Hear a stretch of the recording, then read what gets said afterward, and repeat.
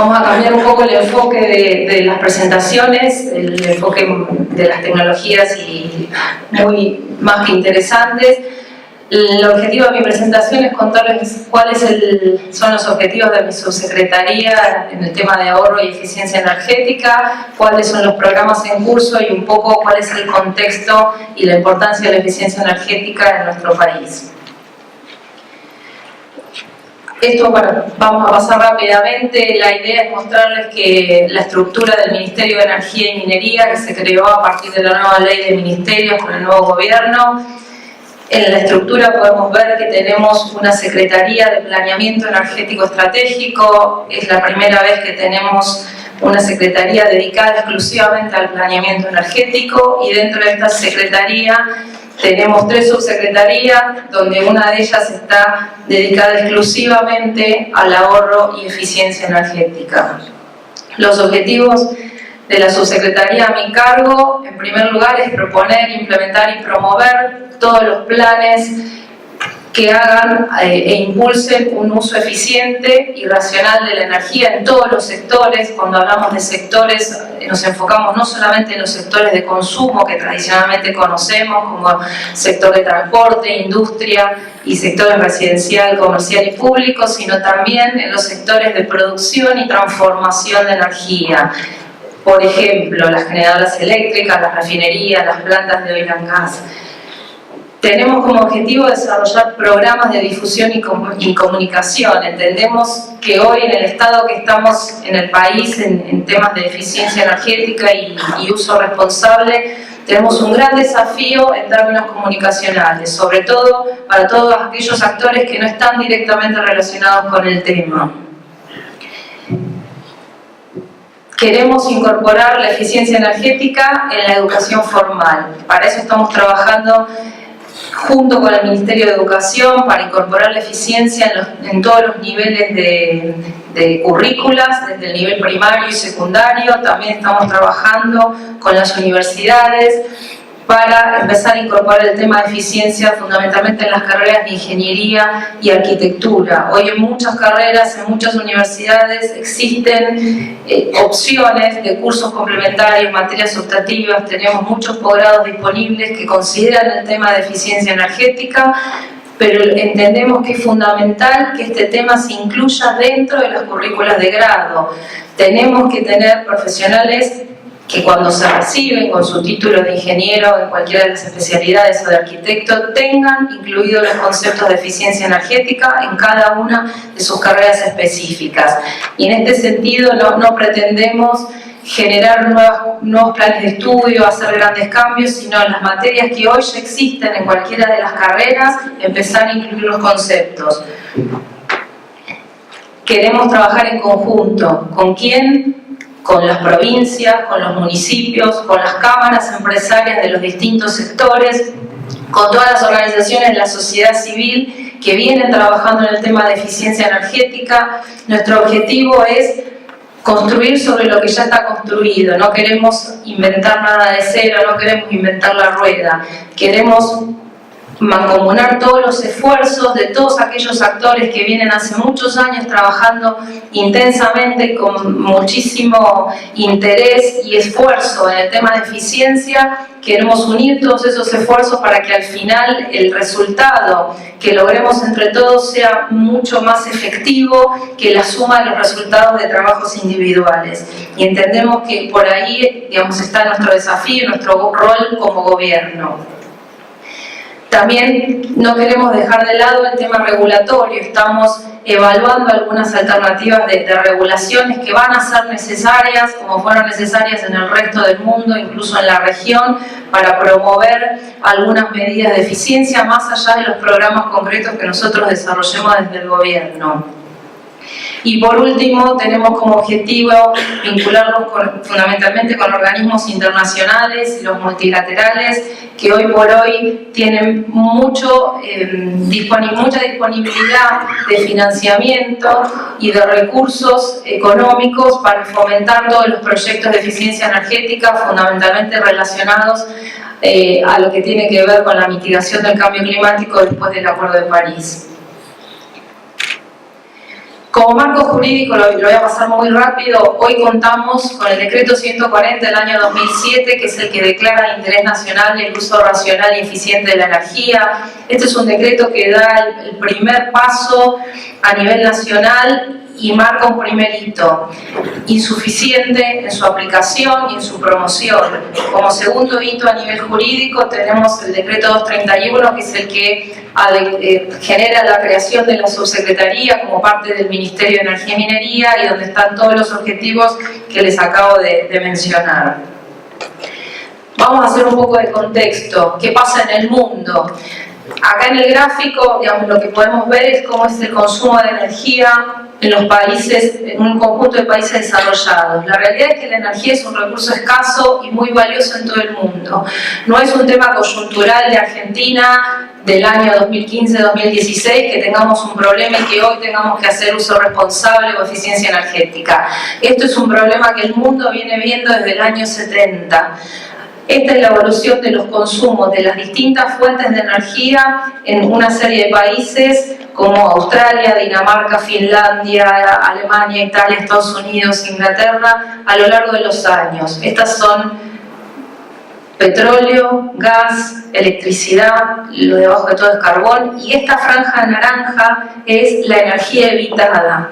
¿Qué es esto? Es toda la energía que estos países dejaron de consumir. ¿Por qué? Porque desde el año 1974, que arranca el gráfico, empezaron a implementar políticas de eficiencia energética. Esto es un tema a largo plazo.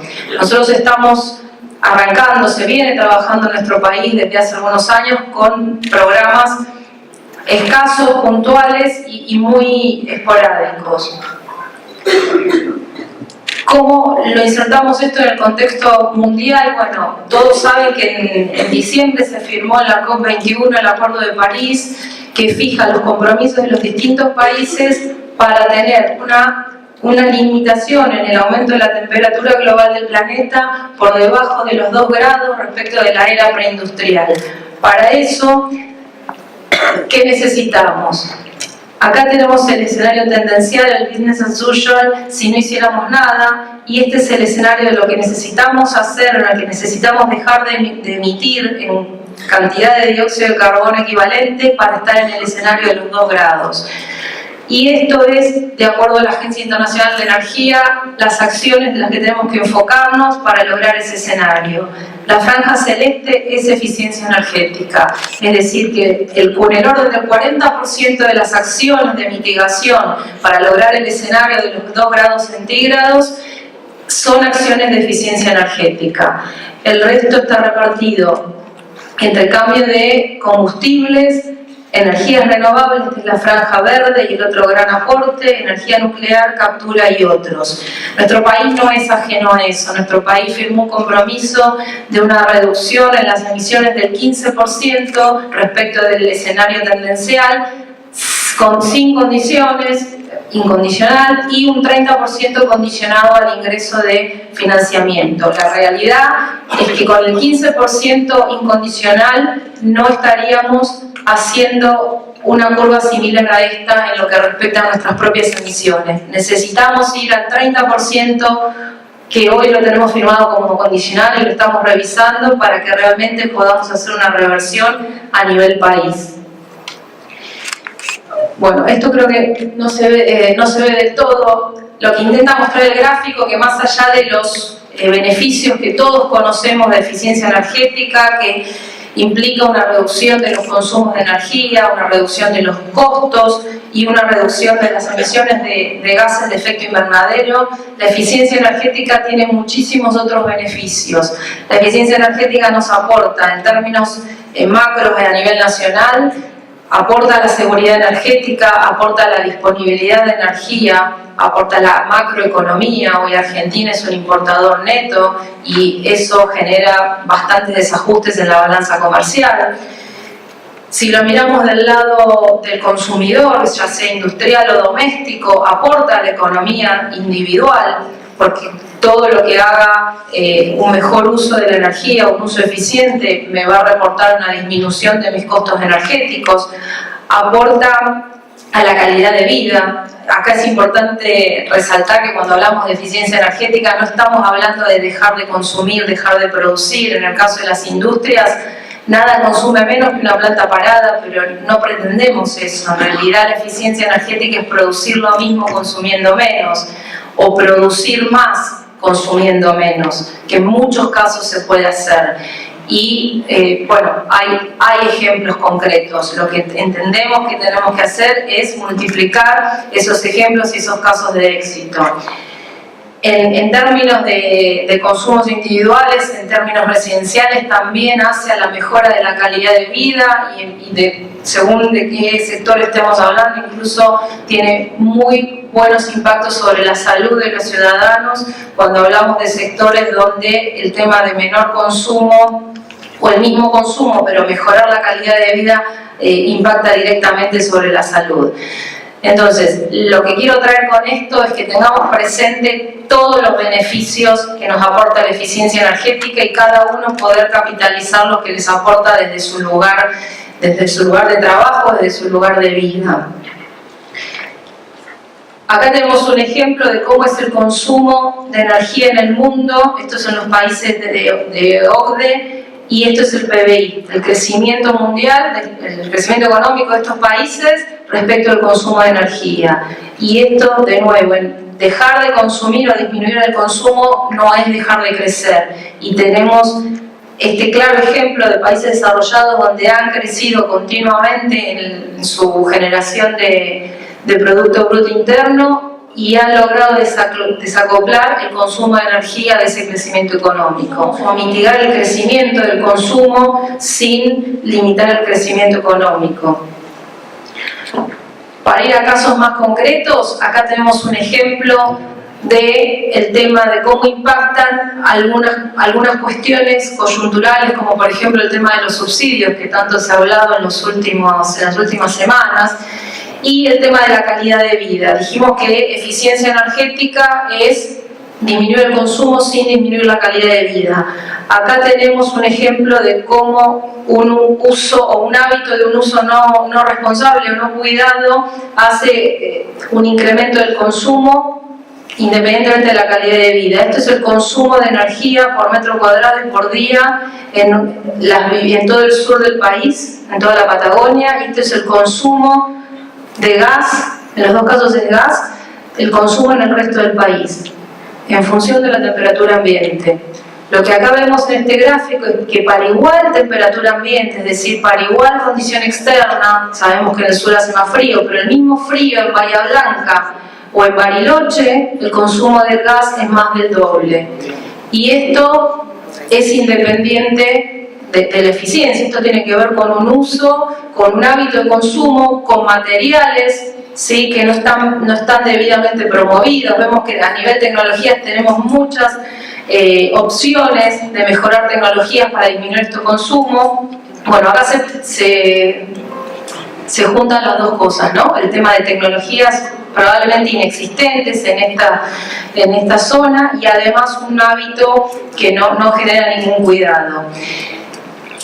¿Cuál es qué promueve esto? Bueno, esto es frente a un escenario de tarifas en el sur, la mitad que en el resto del país. Y esto ni siquiera es un consumo optimizado. Sí, acá estamos hablando de un consumo que también podría ser reducido. Tenemos un ejemplo que es que ciudades de la Patagonia como Bariloche consumen 4 veces más per cápita por metro cuadrado que ciudades como Estocolmo, que tienen un clima mucho más frío y consumen el doble que el resto del país, con lo cual ahí tenemos oportunidad de mejorar no solamente en la zona sur, sino también en el resto de las provincias. ¿Por qué traigo esto? Porque acá tenemos dos componentes importantes que nos van a permitir desacoplar ese gráfico que veíamos de consumo versus crecimiento. Por un lado, y es lo más barato de implementar y quizás lo más difícil, lo más desafiante, es generar un uso responsable. Y la segunda componente es el tema de implementar tecnologías o mecanismos o equipamiento más eficiente. Son las dos componentes que nos van a permitir lograr ese desacople. ¿Qué programas tenemos vigentes desde el gobierno y desde la subsecretaría? Acá tengo listados algunos programas que ya se venían implementando desde la administración anterior y nuestra intención fue rápidamente activarlos porque entendíamos que generaban un valor agregado bien concreto y específico y potenciarlos. Necesitamos estos programas multiplicarlos. Varios de los programas que tenemos están enfocados a las industrias. Estamos ejecutando una donación del Fondo Mundial del Medio Ambiente a través del Banco Mundial. Es una donación de $15 millones que se viene ejecutando desde el 2009. Una de sus componentes está orientada al desarrollo de capacidades de eficiencia energética en la industria. Hoy tenemos dos grandes programas, uno enfocado para pymes y uno enfocado para grandes empresas. En el caso de pymes, tenemos distintos productos. Tenemos una serie de diagnósticos energéticos que son auditorías donde las pymes pueden tener al final del estudio un diagnóstico de cómo están sus instalaciones y sobre todo cuáles son las oportunidades de mejora en términos de consumo. Esas oportunidades pueden venir por cuestiones operativas, cuestiones de mantenimiento o cuestiones que requieren una inversión. Muchas veces el tema de la inversión es una barrera, sobre todo para las pequeñas y medianas industrias. Entonces, para saltar esa barrera, se creó ya hace unos años el Fondo Argentino de Eficiencia Energética, que es un fideicomiso que actúa bajo la órbita de la CEPYME, que es la Secretaría PYME del Ministerio de Producción, y es un crédito a tasas flexibles, tasas muy convenientes, del 9% anual en pesos, ¿sí? 9% anual en pesos, con 84 meses de plazo, en fin, una cantidad de condiciones muy favorables para que las pymes puedan implementar las medidas de eficiencia energética que tengan identificadas. Las pueden haber identificado a través de los diagnósticos que impulsamos desde la subsecretaría o identificaciones propias. No importa cuál fue el origen, se pueden presentar al crédito y tienen acceso a ese financiamiento. Otra de los programas que estamos impulsando es el tema de capacitación. Entendemos que generar capacidades es fundamental para que cualquiera de estas actividades sea sostenible en el largo plazo. Entonces, a todas las pymes que pasan por el proceso de diagnóstico se les ofrece una beca en la diplomatura EUREM, que es una diplomatura en eficiencia energética que realiza la Cámara Alemana junto con el ITBA. Ahí a la pyme se le beca una persona más los gastos de viaje que le impliquen si esa pyme fuera del interior, y la idea es que además del diagnóstico y además de la facilidad del acceso al crédito, tenga una persona capacitada, puertas adentro, para que pueda continuar con esto a lo largo de los años. Por otro lado, estamos desarrollando manuales de buenas prácticas para distintos subsectores pymes, también con el objetivo de profundizar y seguir promoviendo capacidades y facilitar que las pymes puedan identificar, dependiendo de su sector, cuáles son las típicas medidas de ahorro y eficiencia que pueden implementar en sus plantas. Del lado de las empresas grandes, estamos llevando adelante un piloto para la implementación de la ISO 50001 en 9 empresas, donde están participando empresas como YPF, AESA, ITEC, y bueno, son 9 en total. El objetivo de este programa es que con estos fondos que les mencionaba se cubren los gastos de implementación de la ISO 50001 en las empresas se comprometen a certificar y por supuesto a acompañar en todo el proceso de implementación, y al final de todo este proceso también se van a generar guías de recomendaciones para la implementación que también van a ser públicas y van a estar disponibles para todas las empresas que quieran también contar con alguna herramienta adicional. Esta es la primera parte. Tenemos intenciones de este programa multiplicarlo con más empresas. Todavía no está abierto, pero estamos viendo la manera de continuarlo.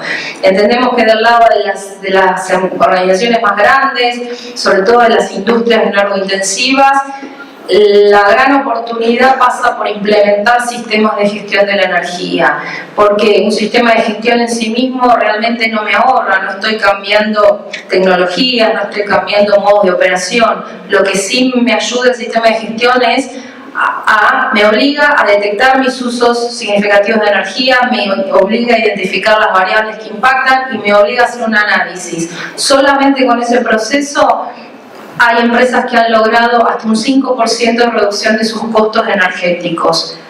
solamente implementando un sistema de gestión. Por eso entendemos que el modo de acompañar a las empresas grandes es fomentar este tipo de cosas, porque una empresa grande o mediana quizás no le hace tanta diferencia que la subsecretaría le pague un diagnóstico o tener un acceso al financiamiento. Sí estamos evaluando para proyectos de grandes inversiones generar algún fideicomiso similar al FAE que también permita a las grandes organizaciones saltar esa barrera de una inversión inicial que muchas veces pasa a competir con las inversiones asociadas a incremento de producción o a otras prioridades que son el core business de la empresa, y muchas veces los proyectos de eficiencia energética quedan un poco relegados. Para esos casos estamos evaluando la manera de desarrollar un financiamiento específico y preferencial para los proyectos de eficiencia. Bueno, otro de los programas que se viene trabajando hace mucho es el tema de etiquetado de eficiencia energética. Muchos de ustedes lo habrán visto y conocerán las etiquetas que vienen con las heladeras, los lavarropas, los aire acondicionados. Ahora a nivel industrial se incorporaron los motores monofásicos y trifásicos.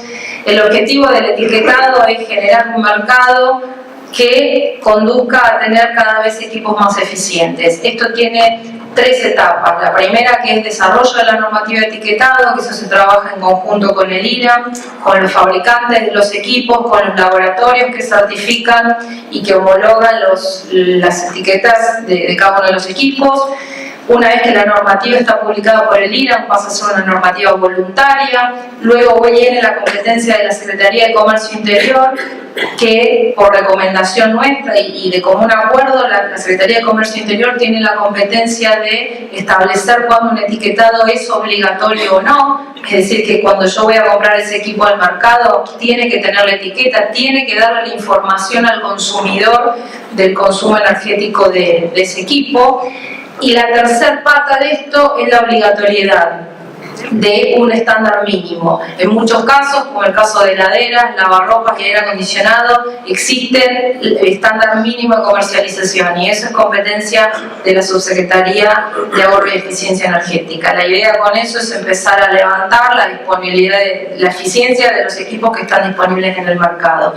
Y se está trabajando en revisar algunas normas, como el de aire acondicionado, que va mejorando la tecnología permanentemente, o la de lavarropas, y desarrollando algunas normativas adicionales, en particular con lo que veníamos comentando de lo que es construcción. Se está participando en la normativa de etiquetado de ventanas y se está trabajando en ver el tema de etiquetado también de materiales de construcción que hacen a la eficiencia energética de los edificios. Existe también de manera voluntaria la norma IRAM, la 11.900 de envolvente, y se está trabajando en una mesa de trabajo en conjunto junto con las provincias, el IRAM y el INTI, en tener una normativa única para todo el país del etiquetado de viviendas, donde tengamos en cuenta no solamente el envolvente, sino también el equipamiento, la orientación, la ubicación bioclimática, en fin, todas las variables que hacen a la eficiencia y al consumo energético de esa vivienda. En ese sentido, desde la Subsecretaría de Nación no tenemos competencia de exigir obligatoriedad de que las viviendas estén etiquetadas. Lo que estamos proponiendo, y hasta ahora tenemos el acuerdo de las provincias, es de generar una normativa única para que luego cada uno de los municipios, que son los que tienen la competencia en los códigos de construcción, adopten esa normativa en la medida que lo consideren apropiado. Tenemos otros proyectos como un programa de eficiencia energética en edificios públicos, que bueno, esto aporta al consumo y al ahorro de energía, puertas adentro, pero también entendemos que es fundamental para la parte de comunicación y para pregonar con el ejemplo, porque nosotros podemos poner mucha normativa hacia afuera y muchos programas, pero si en nuestros propios edificios no hacemos lo que recomendamos que haga el resto, el mensaje es bastante confuso. Entonces estamos trabajando también en este tema. Hay un programa que también venía de hace varios años y lo estamos revisando, de recambio de luminarias en lo que es alumbrado público municipal, que apunta a mejorar también la eficiencia energética y el nivel de iluminación en los municipios. Esto tiene dos dos componentes, ¿no? Por un lado, si migramos a iluminación más eficiente, obviamente que el municipio va a gastar menos en su factura eléctrica, pero el otro componente no menor es que también estamos mejorando la calidad de vida de los ciudadanos, porque muchas veces, y la mayoría de las veces, se mejora el nivel de iluminación después del recambio. Otros programas que tenemos en curso y que estamos empezando a desarrollar es el tema de eficiencia energética en transporte. El transporte hoy consume el 30% de nuestra matriz energética y las oportunidades de mejorar ese consumo son muchas. Ahí estamos trabajando muy en conjunto con el Ministerio de Transporte, donde ellos están más mirando los planes de infraestructura, los campos de transporte multimodal. Nosotros estamos acompañando en ese sentido y viendo otros planes más en el área de educación, capacitación de conductores, el tema de gestión de combustible en grandes flotas y ese tipo de cosas. El tema del sector residencial, volvemos a la parte de comunicación y difusión y transmitir hábitos de uso responsable. Estamos trabajando en el desarrollo de algunas guías que oportunamente serán distribuidas, pero sobre todo estamos haciendo mucho esfuerzo en tratar de que el mensaje que le llegue al usuario residencial, no importa por qué canal acceda, sea el mismo, y en este sentido se está haciendo un trabajo muy exhaustivo desde el área de comunicación, trabajando en conjunto con todas las distribuidoras de energía eléctrica, distribuidoras de gas, los entes reguladores, el ENRE, ADERA, el ENARGAS. ¿Para qué? Para que todos mostremos y transmitamos el mismo mensaje. A nosotros no nos interesa que el mensaje o las recomendaciones de uso responsable le lleguen al usuario con el logo o el nombre del Ministerio de Energía. Lo que nos interesa es que el mensaje sea coherente, que sea consistente, que la recomendación sea la misma si prendo la tele y me lo dice un noticiero, que si entro a la página web de la distribuidora de gas o miro el folletito que me llega a través de la distribuidora de electricidad. Y en ese sentido estamos trabajando muy en conjunto con todos los actores. Y lo mismo ahí estamos sumando a las organizaciones de la sociedad civil. Por último, y en paralelo con todos estos programas que les venía contando, estamos desarrollando herramientas que seguramente son más internas y hacen más a nuestra gestión, pero que son fundamentales para el mediano y largo plazo, que es tener una planificación, conocer nuestro balance de energía útil. El balance de energía útil es más allá del balance que hoy tenemos a nivel nacional, que sabemos cuánta energía, de qué tipo de energía se consume en cada sector. El balance nacional de energía útil nos va a brindar una información de en qué se usa la energía. Eso nos va a permitir saber en cada uno de los sectores en qué usa la energía el industrial, cuánto uso para calefacción, cuánto para proceso, cuánto para fuerza motriz. Dentro de un hogar, cuánto se usa para climatización, cuánto para iluminación, cuánto para todo lo que sea aparatos electrónicos, televisión y demás. ¿Y para qué sirve toda esa información? Bueno, para priorizar y definir las medidas, para identificar cuáles son las grandes oportunidades de ahorro y para priorizar las medidas y los programas que desarrollemos en un futuro. Y la otra parte importante es el tema de desarrollo de indicadores, que viene muy de la mano. Queremos tener, y estamos trabajando en ese sentido, indicadores no solamente a nivel macro, como puede ser la intensidad energética o el consumo energético per cápita a nivel país, sino también tener indicadores y generar la información para alimentarlos, que ese es el desafío más grande, en los distintos sectores de consumo, incluso en los distintos subsectores.